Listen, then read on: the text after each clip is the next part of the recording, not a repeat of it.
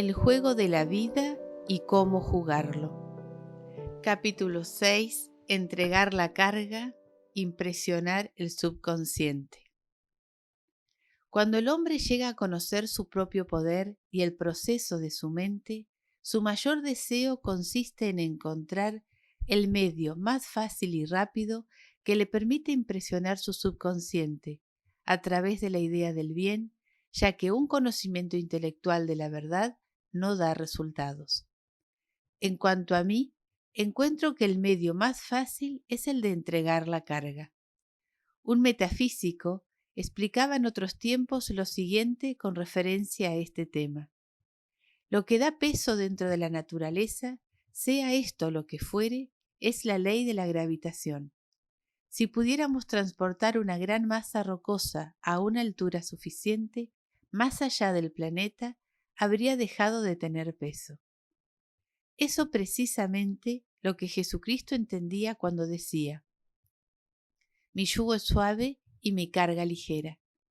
Había sobrepasado la vibración del mundo y se movía en la cuarta dimensión, donde todo es perfección, realización, vida y alegría. Él dijo: venid a mí, vosotros que padecéis y que tenéis problemas, y yo os daré el reposo.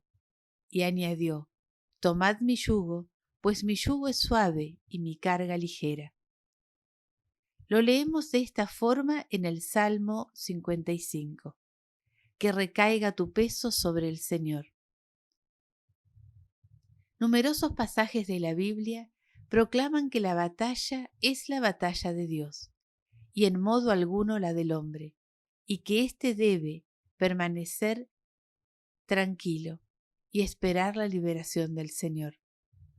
Esto indica con toda claridad que es el superconsciente, Cristo en nosotros, donde se libra la batalla para que el hombre se vea aliviado de sus cargas. Vemos, pues, que éste viola la ley llevando su carga, pues esa carga no es más que un pensamiento o un estado adverso, y ese pensamiento, ese estado, encuentra sus verdaderas raíces en el subconsciente. Parece casi imposible llegar a dirigir el subconsciente por la conciencia, es decir, por el razonamiento, pues la razón se ve muy limitada por sus concepciones y está repleta de dudas y miedos. La actitud científica consiste en colocar la carga sobre el superconsciente, Cristo en nosotros, donde se convierte en la luz, o bien terminar por desvanecerse para regresar a su nada original.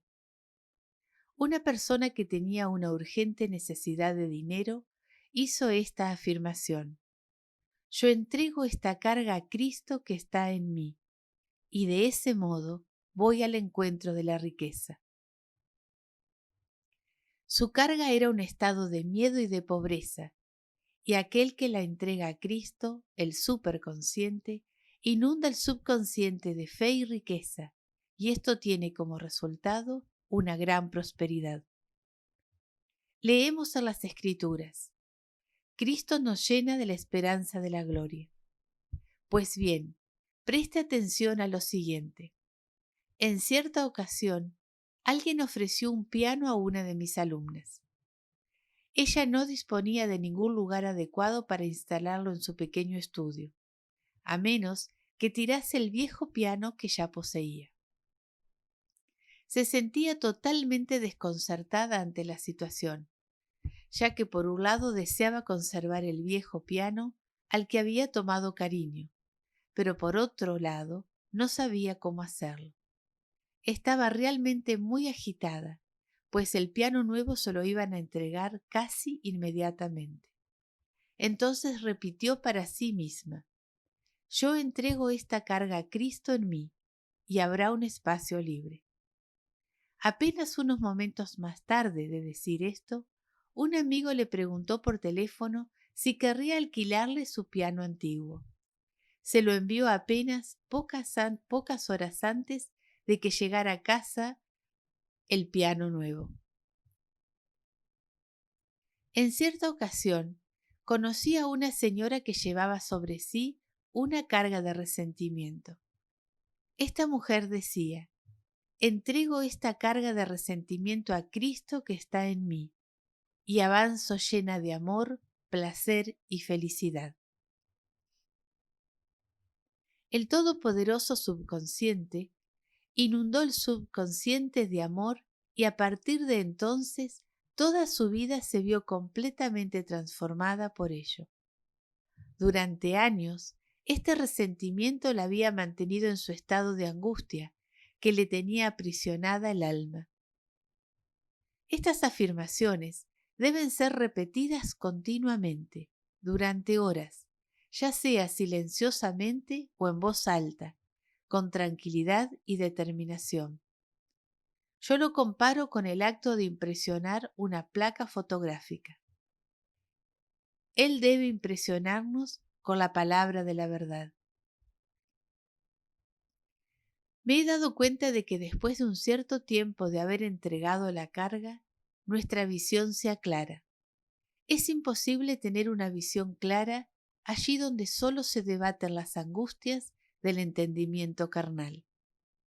Las dudas y el miedo no hacen sino envenenar el espíritu y el cuerpo.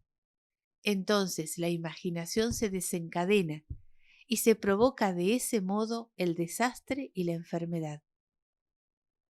Gracias a la repetición constante de la afirmación, yo entrego esta carta a Cristo que está en mí y avanzo libremente.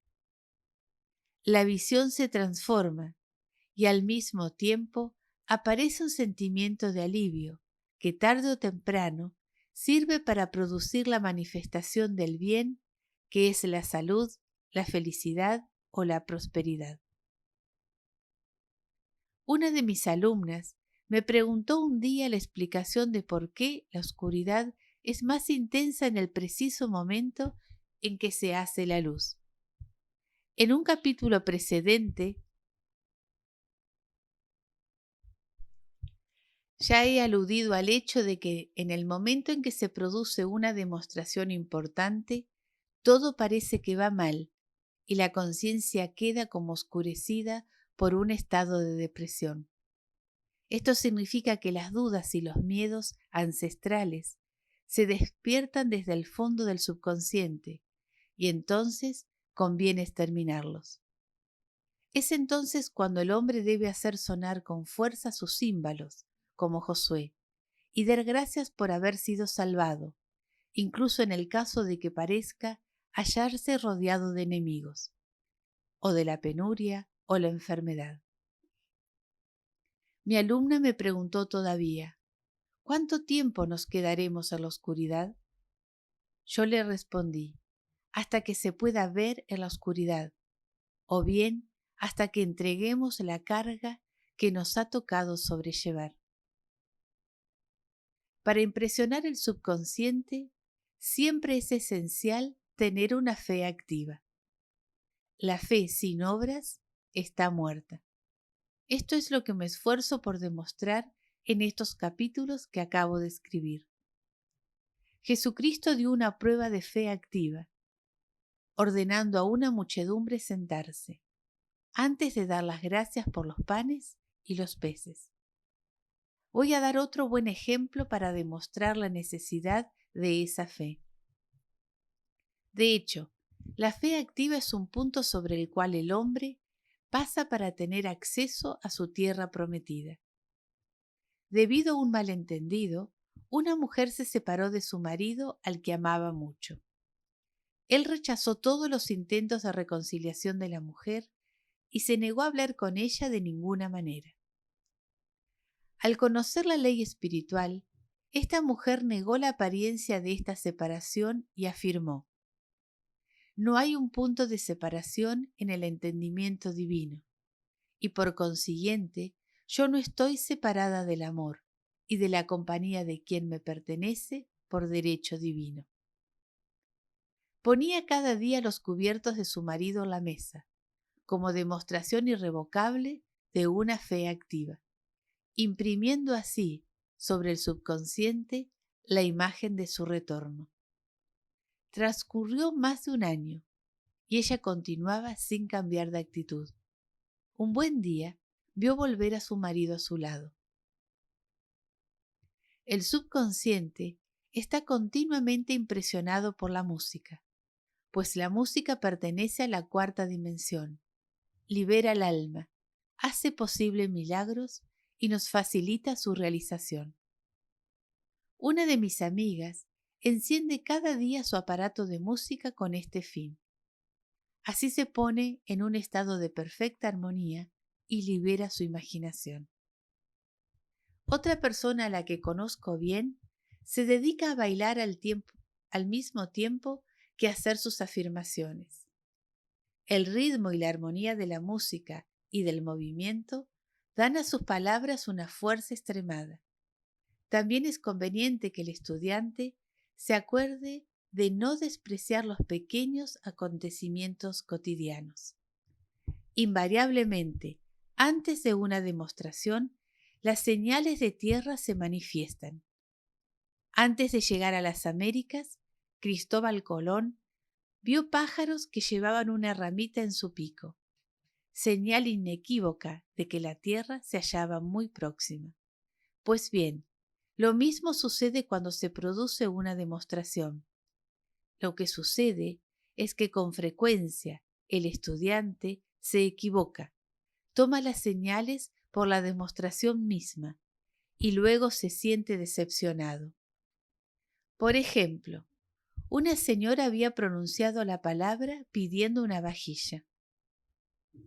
Poco tiempo después, una amiga le dio un plato bastante viejo y desgastado. La señora vino a verme y se lamentó. Yo pedí una vajilla y no recibí más que un plato viejo. Este plato, le dije, no es más que una señal de tierra. Su vajilla está en camino. Considérelo como la historia de los pájaros y las ramitas de Colón. Y en efecto, poco tiempo después, esta señora recibió la vajilla deseada. Hacer ver de manera continua impresiona el subconsciente. Si parecemos ricos, si creemos estar llenos de éxito, en el tiempo requerido lo cosecharemos. Con frecuencia, los niños fingen ser, pues bien, si no se convierte en un niño pequeño, no entrará en el reino de los cielos. Conocí en cierta ocasión a una mujer joven y pobre que lo aparentaba. Se ganaba la vida trabajando en la casa de unos amigos ricos y cobraba por ello un sueldo más bien modesto. Ellos le hablaban sin cesar de los muchos gastos que tenían y le aconsejaban ahorrar. Sin embargo, ella no se preocupaba de ahorrar y gastaba todo su dinero en compras. Una vez un sombrero, otra un regalo. De ese modo se sumergía en su propio mundo lleno de encanto. Sus pensamientos siempre se estaban fijos en bonitas prendas de vestir, en objetos hermosos, pero jamás sentía envidia por los demás. Vivía inmersa en un mundo maravilloso y solitario, en el que las riquezas le parecían reales. No tardó mucho en casarse con un hombre muy rico, y todas las bellas cosas con las que había soñado terminaron por materializarse. Yo no sé si su marido fue elegido por la selección divina, pero lo cierto es que la riqueza debió de manifestarse fuertemente en su vida como resultado de su propia imaginación, que solo se centraba en las riquezas. No hay paz ni felicidad para el hombre que no aparta todo el miedo de su subconsciente. El miedo es la energía mal dirigida que debe cambiarse y transformarse en fe.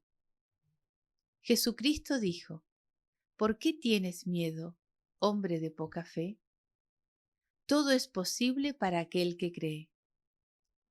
Alguna vez, otra de mis alumnas me preguntó: ¿cómo puedo librarme del miedo? Yo le respondí: enfrentándose a lo que le asusta. La ferocidad del león se basa en vuestro miedo. Enfrentémonos al león y desaparecerá. Intentemos escapar de él y nos seguirá. Ya enseñé en los capítulos anteriores cómo el león de la pobreza desaparece cuando el individuo gastaba sin miedo alguno, probando así que Dios era su riqueza y esta abundancia era, por lo tanto, infalible. Numerosos alumnos míos se vieron liberados de las garras de la pobreza y están ahora en la opulencia, gracias a que habían perdido todo el miedo a gastar. El subconsciente queda muy impresionado por esta verdad de Dios, que es a la vez la dádiva y el donante. En consecuencia, si nosotros estamos unidos a Dios, quiere decir que estamos unidos a la dádiva. He aquí una maravillosa afirmación. Doy gracias a Dios, el donante, por Dios, la dádiva. Debido a sus pensamientos de separación y de penuria, el hombre ha estado durante mucho tiempo separado del bien y de sus verdaderos recursos, hasta el punto de que hace falta emplear la dinamita para destruir esas falsas ideas del subconsciente, y la dinamita se presentará bajo la forma de una importante ocasión para vencer. En todos los ejemplos anteriores, hemos visto que el individuo se libera a través de la destrucción del miedo. Aquello que escojas hoy será aquello a lo que servirás, ya sea el miedo o la fe. Quizás vuestro miedo se vea suscitado por la personalidad de otras personas. En este caso, no evitéis a aquellos que teméis. Id hacia ellos tranquilamente y veréis cómo se convierten en las mallas de oro en los eslabones de vuestro bien, o bien desaparecerán armoniosamente de vuestro camino. Quizás tema usted la enfermedad, los microbios. Aprenda a ser insensible a los riesgos de contagio y se sentirá inmunizado. En efecto, no se puede contaminar nada a menos que su vibración esté en el mismo plano que los microbios y el miedo. Rebaja al hombre al mismo nivel. Sin embargo, que quede bien entendido que el microbio que transmite la enfermedad es producido por el entendimiento mortal, pues todo pensamiento toma forma de algo. Los microbios no existen en el superconsciente. El entendimiento divino son el producto de la vana imaginación del hombre. En un abrir y cerrar de ojos surgirán la liberación del hombre, y entonces se dará cuenta de que el mal se ve privado de sus poderes. El mundo material se desvanecerá en la cuarta dimensión, y el mundo de las maravillas aparecerá a continuación. Y yo vi un nuevo cielo y una nueva tierra, y no habrá más muerte, ni tristeza, ni lágrimas, ni dolores, pues las cosas viejas pasarán.